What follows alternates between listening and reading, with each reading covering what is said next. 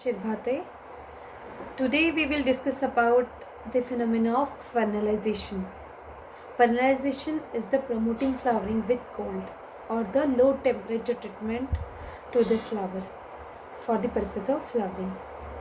These are the contents we discuss: introduction, history about vernalization, then site of vernalization, techniques of vernalization, vernalization and age of the plant, mechanism of vernalization, vernalization stimulus, factors affecting vernalization and practical applications.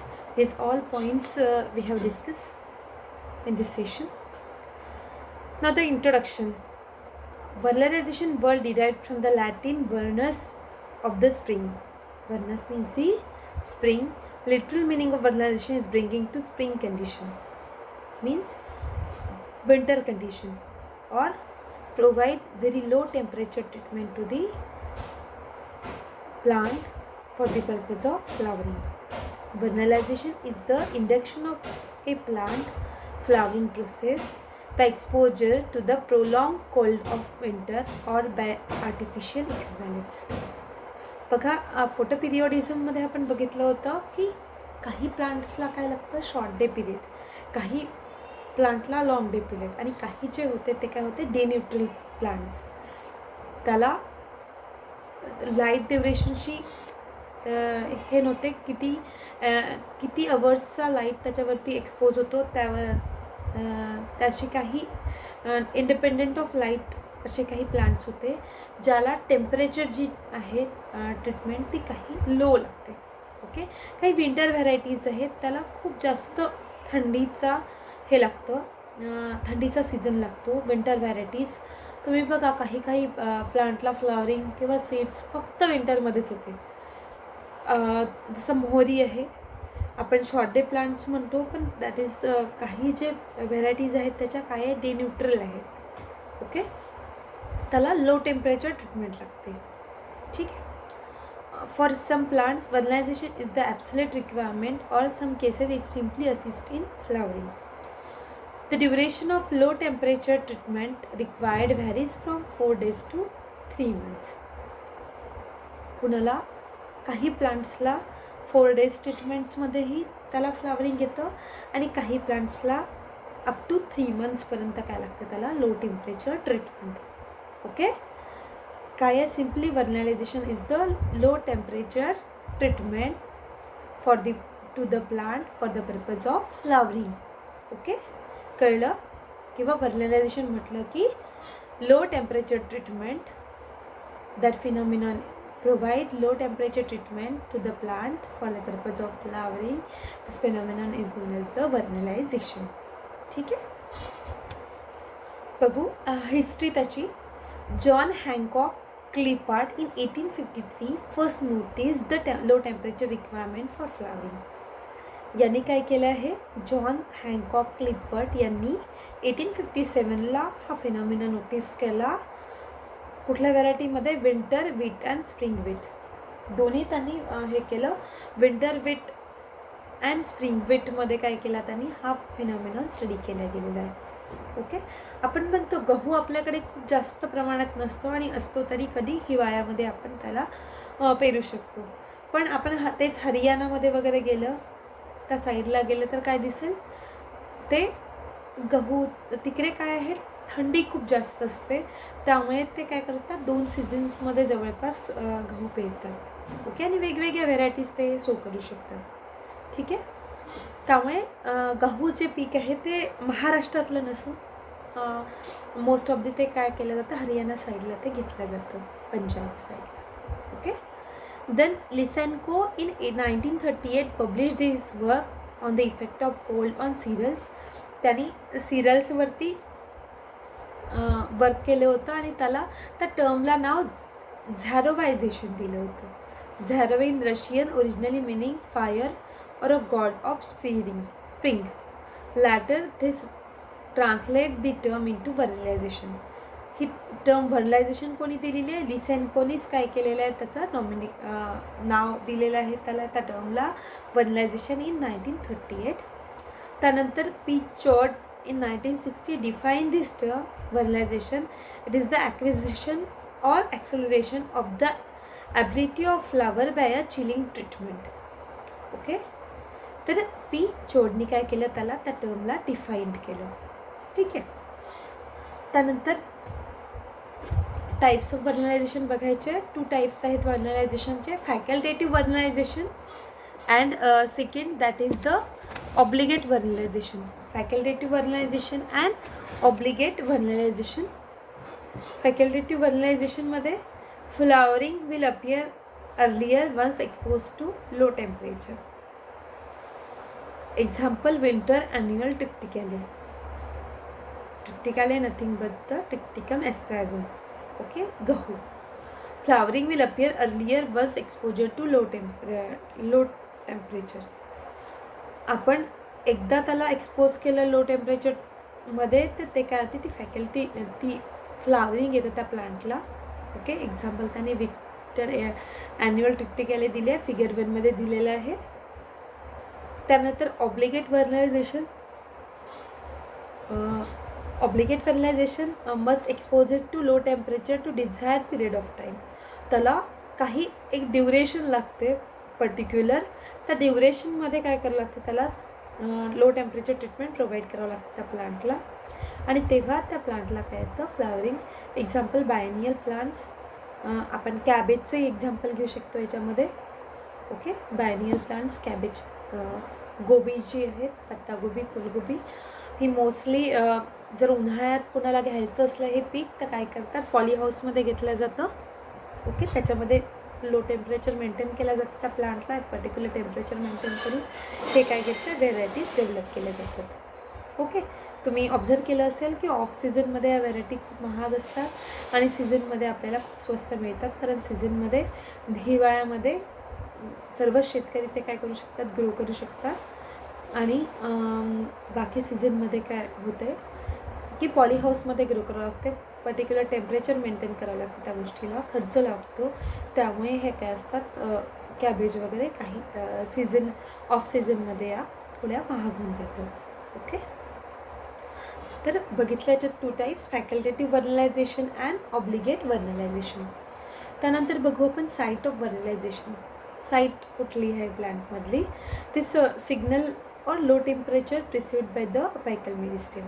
Apical meristem जो असतो प्लांटमध्ये, metabolic active apical meristem is the site of temperature perception for flowering initiation. Younger leaves are more susceptible to vernalization. The low temperature stimulus is received by the shoot apex of a mature stem or a embryo of the seed. Okay, low temperature कोण receive करतं, shoot apex of mature stem. Root आणि shoot apex दोन्ही असतात प्लांटला, त्यातला shoot apex जो आहे तो काय करतं, रिसीव्ह करतं.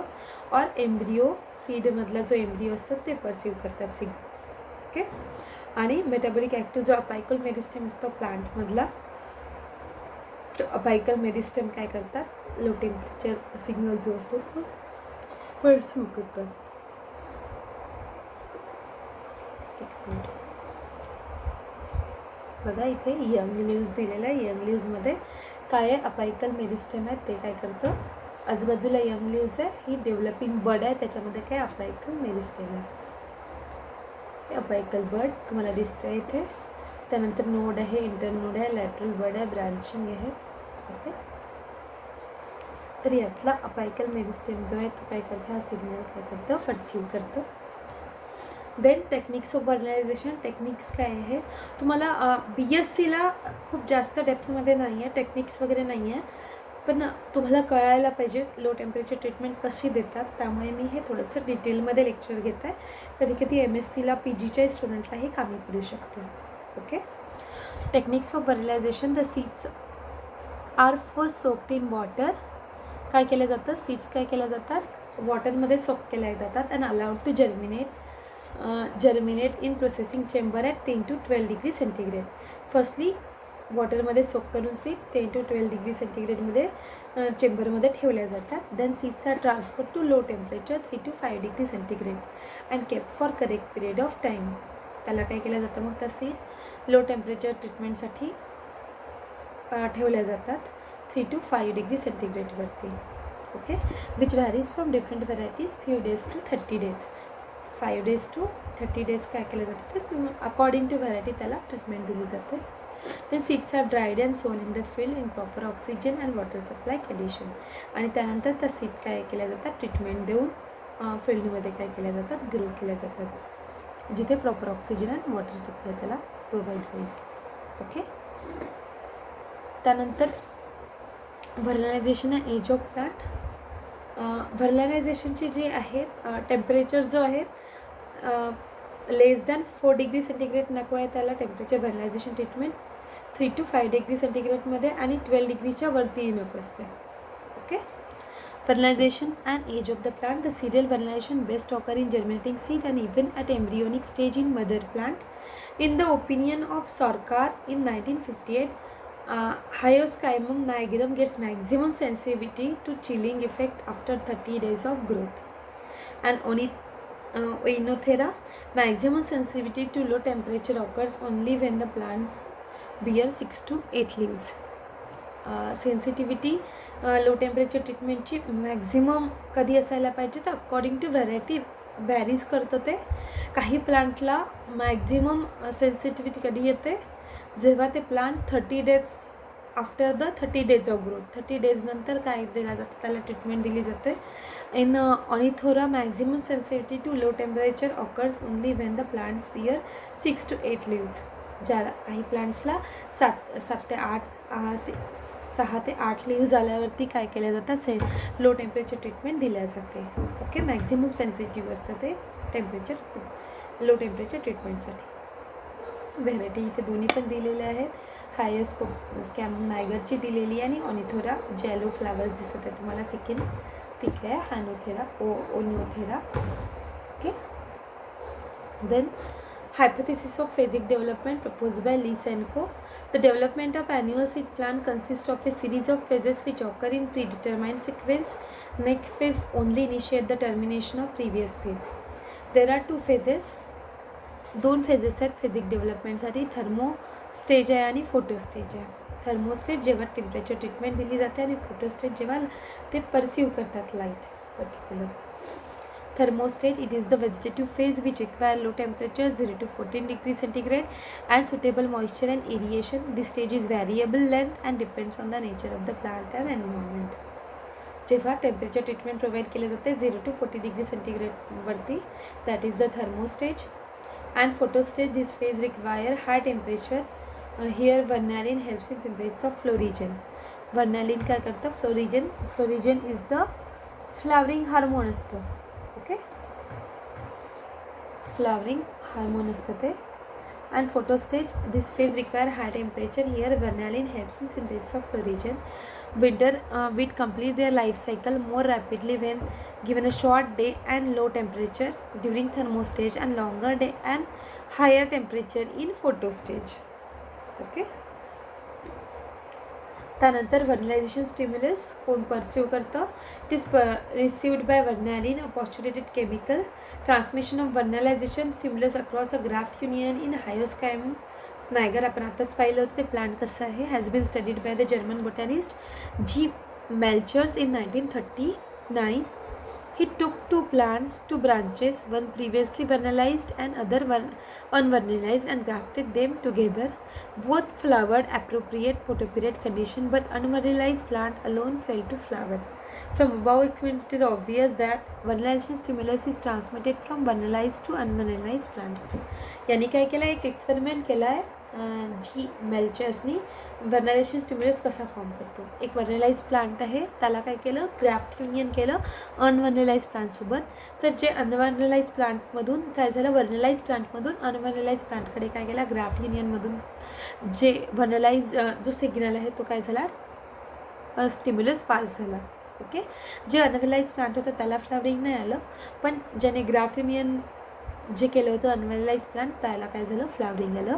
यावरून त्यांनी प्रूव्ह केलं की the flowering stimulus can translocate from vernalize plant to the unvernalize plant through the graft union. Okay. हे इथे पण दिलेलं आहे winter annual Arabidopsis. Winter annual Arabidopsis आहे आणि winter annual Arabidopsis with vernalization. एक याला व्हर्नलायझेशन ट्रीटमेंट प्रोव्हाइड केली आणि एकाला अनव्हर्नलाइज प्लांट हे केले आहे. त्यानंतर फॅक्टर्स अफेक्टिंग द व्हर्नलायझेशन. कुठले कुठले फॅक्टर्स अफेक्ट करतात व्हर्नलायझेशनवरती? First, water and oxygen. Seed needed to imbibe 10 to 12 degrees 20% water. Dry seed cannot be vernalized. Vernalization treatment कोणाला देऊ शकतो? ज्या सीडनी किती पर्सेंट वॉटर ॲब्सॉर्ब केलेलं आहे? 10 to 20% वॉटर ॲब्सॉर्ब केलेलं आहे. Similarly, oxygen is also necessary for vernalization. Oxygen is used during the respiration. A germination seed need energy. This energy provided by respiration. The inhibition of respiration block the process of vernalization. जर त्या सीडमध्ये particular respiration झालं नाही तर काय होईल? व्हर्नलायझेशन procedure totally काय होतात? Stop होतं. Okay. Then temperature treatment. The seeds are expose to low temperature during vernalization. Temperature lower than 4 degrees centigrade is not effective, and similarly temperature above 12 degrees centigrade does not cause vernalization. The duration of vernalization varies in different species. जर temperature below 4 degree centigrade असेल तर व्हर्नलायझेशन होणार नाही. तसंच temperature above 12 degree centigrade असेल तर व्हर्नलायझेशन possible नाही आहे. व्हर्नलायझेशन केव्हा पॉसिबल आहे? जर temperature in between 4 degree centigrade to 12 degree centigrade. Okay. Then devernalization, the exposing of vernalized seed to high temperature 30 to 35 degrees centigrade lose the effect of vernalization called devernalization. जर high temperature आपण व्हर्नलाइज सीडला high temperature provide केलं तर ती seed पुन्हा काय होतं आहे? डिव्हर्नलाइज्ड होते. ओके. त्यानंतर effect of light. The seeds of plant can be vernalized in presence or absence of light. But many plants like carrot require both vernalization and photoperiodic stimulus. They must be first vernalized, then are given photoperiodic stimulus for flowering. काय केल्या जातात? The seeds of plant can be vernalized in presence or absence of light. Earlier काय केलं जातं? Seeds expose केल्या, सीडला light provide केला किंवा नाही प्रोव्हाइड तरी त्या व्हर्नलाइज होतात. But many plants like carrot require both vernalization and photoperiodic stimulus. They must be first vernalized, then are given photoperiodic stimulus for the flowering. काही प्लांटला व्हर्नलायझेशन ट्रीटमेंटही लागते आणि सोबतच लाईट ट्रीटमेंट पण लागते. Okay. Effects of hormone. Many species like carrot, हायोस्कायम have obligate vernalization requirement. This plants show rapid flowering after vernalization due to GA synthesis. Gibberellic acid synthesis causes both bolting and flowering. काही प्लांटला काय लागतात? व्हर्नलायझेशन सोबत काही hormones पण लागतात. जसं वेगवेगळे ग्रोथ हार्मोन्स आहेत, ऑक्झिन आहे, जिबर्लिक ॲसिड आहे. फ्लावरिंगसाठी जिबर्लिक ॲसिड रिस्पॉन्सिबल आहे, त्यामुळे काय लागेल? जिबर्लिक ॲसिड काय लागेल? तिथे प्रोड्यूस व्हायला लागेल. ओके. Then practical applications. व्हर्नलायझेशनचे ॲप्लिकेशन्स काय आहे? Due to vernalization the vegetative period of the plant is cut short resulting in early flowering. बघा, काही सिजनेबल फ्रूट्स जे आहेत ते अर्लियर काय होऊन जातात, आपल्याला मिळायला सुरुवात होऊन जाते.